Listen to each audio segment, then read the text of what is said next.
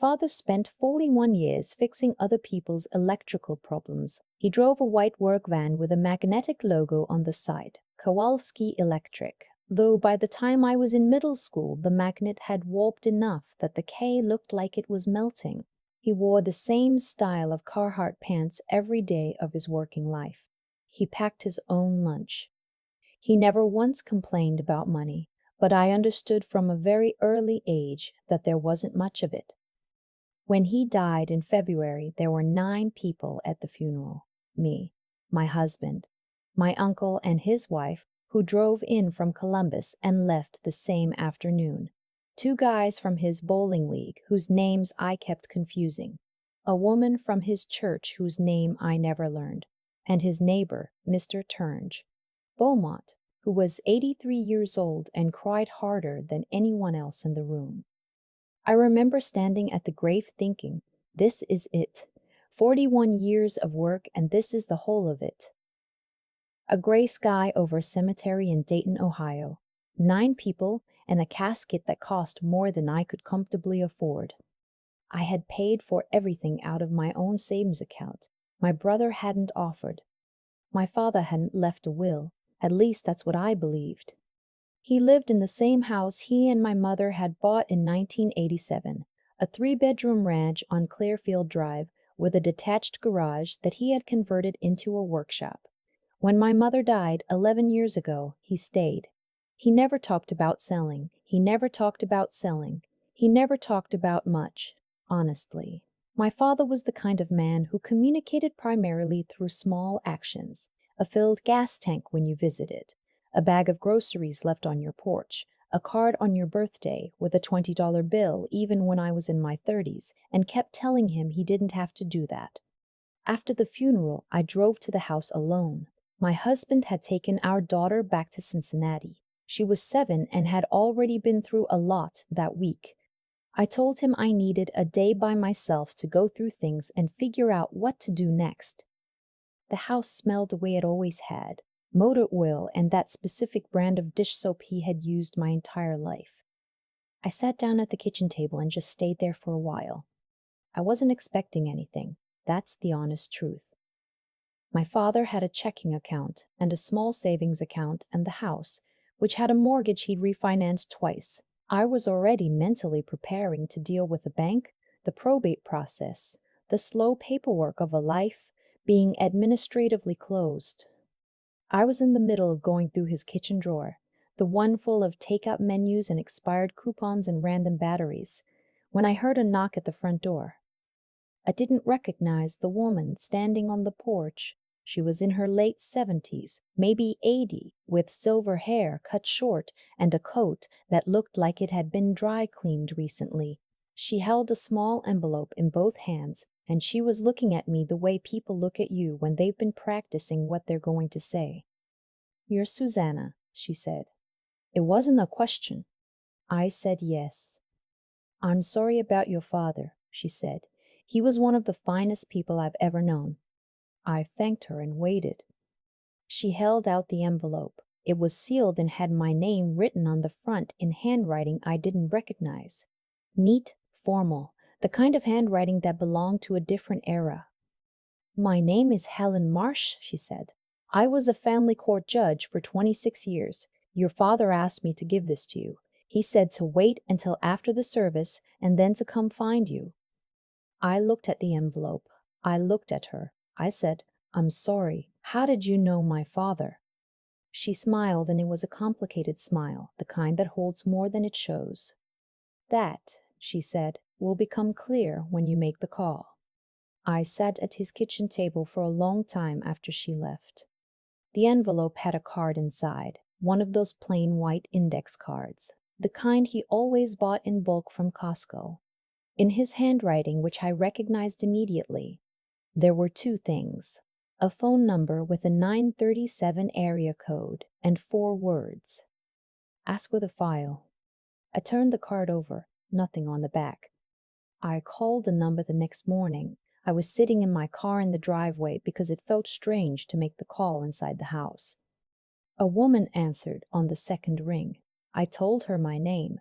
There was a brief pause, and then she said, "We've been expecting you, Miss Kowalski. Can you come in Thursday?" I asked who I was calling. She said, "Baird and Associates. We're a law office on Wayne Avenue. Your father has been a client here for a long time." The office was nothing like I expected. I had imagined something corporate, something cold. Instead, it was a converted Victorian house with original woodwork and a waiting room that smelled like old books. A woman named Greta brought me coffee without asking and showed me into a corner office where a man in his 60s was standing up to greet me. He introduced himself as Henry Baird. He had the manner of someone who had sat across from a lot of people during difficult moments in their lives. Unhurried, steady, not performing warmth but actually containing it. He said, "I want to start by saying your father talked about you often. He was very proud of you." I managed to say thank you. He opened a folder on the desk between us and turned it so I could see. "Your father retained our office in 2003, he said. "He came in. I remember this clearly because it was a Tuesday in March, and he brought a thermos of coffee and offered me some. He came in and said he wanted to set something up that would keep going after he was gone." I stared at the folder. "I want to walk you through the structure," Henry said, "because there are some components that may surprise you." That was a significant understatement. My father had started something he called the Clearfield Fund, not a company, not an investment account, a private charitable trust established under Ohio law, administered through Baird and Associates, seated with an initial deposit of $40,000 in 2003. I asked where he got $40,000 in 2003. Henry said, "He saved it, over many years, from his business. He kept his overhead very low. He drove used vehicles. He bought materials in bulk. He paid himself a modest salary. The $40,000 was money he had accumulated in a separate account specifically for this purpose. He'd been building it since the mid-90s. I've thought about the Carhartt pants, the magnetic van logo, the bag lunches. What does the fund do?" I asked. Henry slid a summary sheet toward me. "It provides emergency assistance to families in Dayton who are facing utility shutoff. Primarily electricity, some gas and water. A family applies. The application is simple, one page, and if they qualify, the fund pays the utility company directly. No cash ever changes hands." I read the number on the summary sheet twice because I thought I had misread it. Since 2003, the Clearfield Fund had helped 847 families. The total disbursed was just over $412,000. I said, "How?" Henry said, "The original $40,000 was invested conservatively. The returns, over 20 years, substantially exceeded the disbursements. Your father also made regular contributions, modest amounts, $50 a month at first, more in later years when business was better. And he had one significant anonymous donation in 2011 that allowed him to expand." I sat back in my chair. "He never told anyone," I said. "He told me," Henry said, "and he told Judge Marsh, who helped him structure it legally. That was the full extent of it." I drove home in a way I can only describe as underwater. Everything looked the same and felt completely different. My brother called that night. I hadn't told him anything. I hadn't had time to process anything. But somehow he had heard I'd been to a law office in Dayton. Our cousin had seen my car. Small cities are small. He said, "Did Dad have a will?" I said I was still working through things. He said, "Because I think we should both be part of whatever he left. We're both his kids."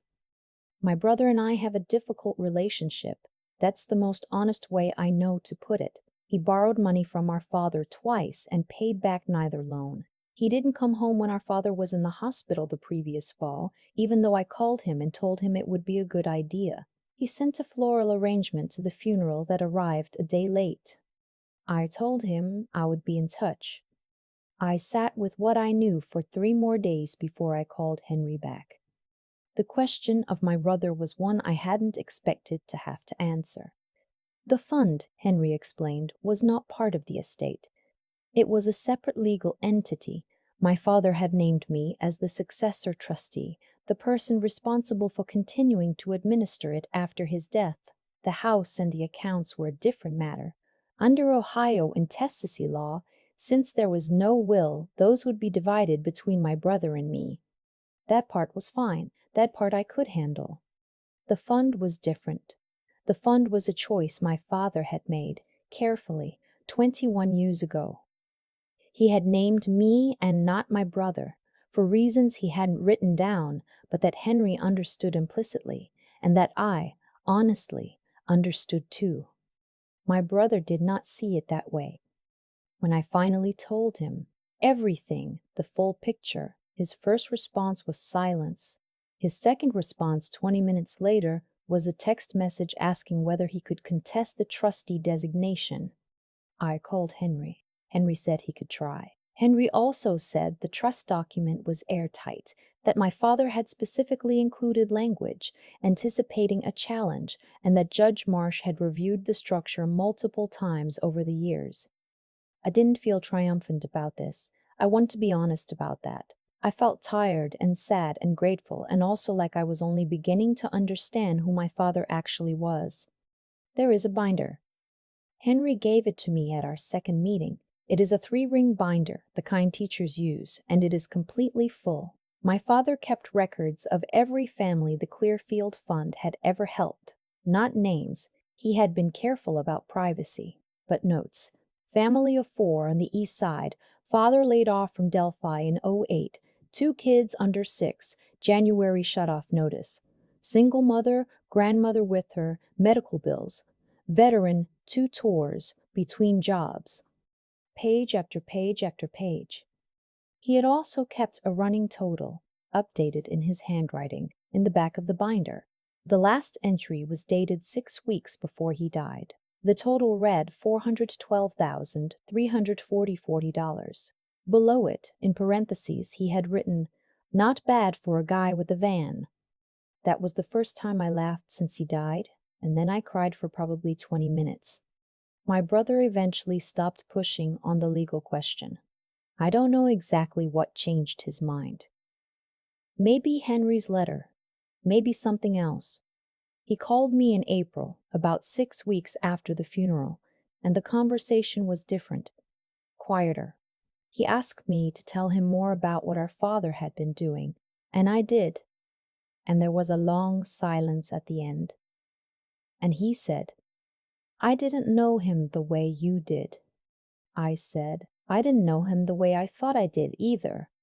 That was true. I had known the surface of him, the van, the lunches, the $20 in the birthday card. I had known he was good. I hadn't known the specific shape of how he had chosen to be good, or how long he had been building it, or how careful he had been about keeping it quiet.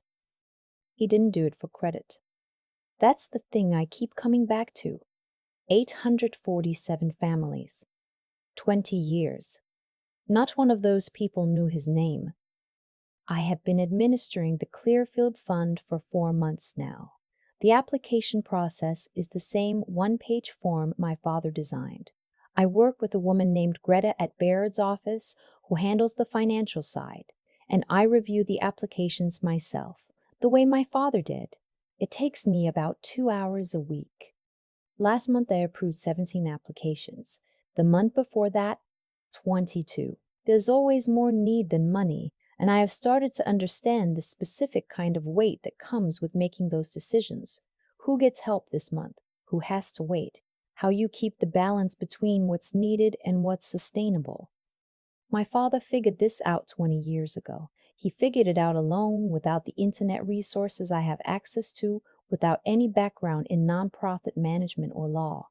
He walked into a law office on a Tuesday morning with a thermos of coffee and said he wanted to set something up that would keep going.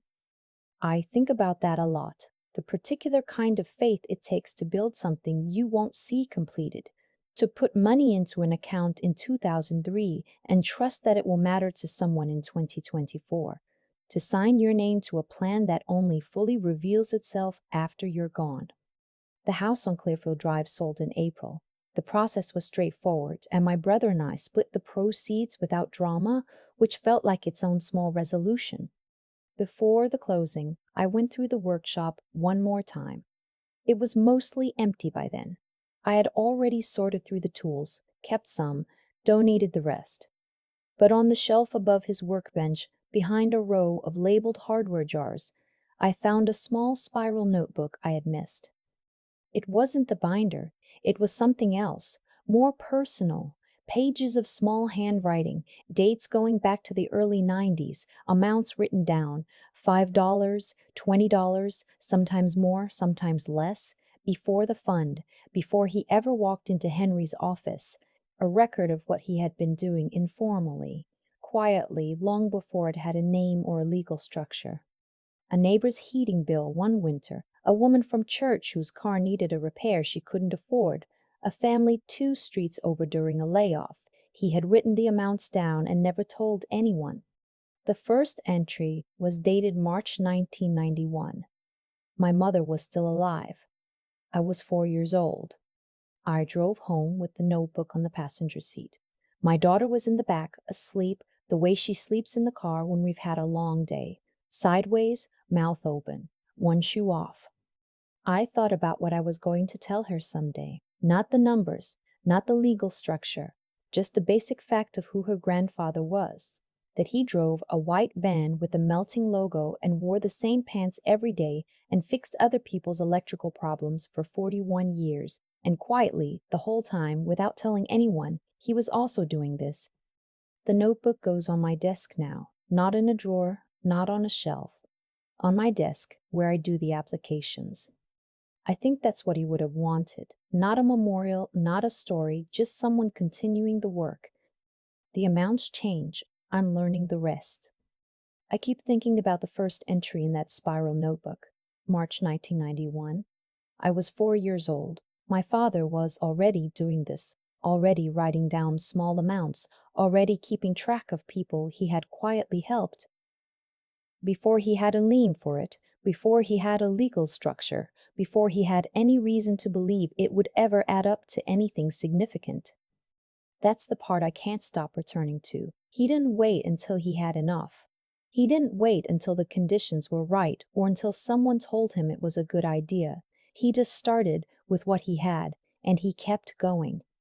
There's a kind of integrity in that which I think most of us underestimate. Because we can't see it, we tend to recognize goodness when it's visible, when it has a name, a platform, a moment of public acknowledgement. My father had none of that.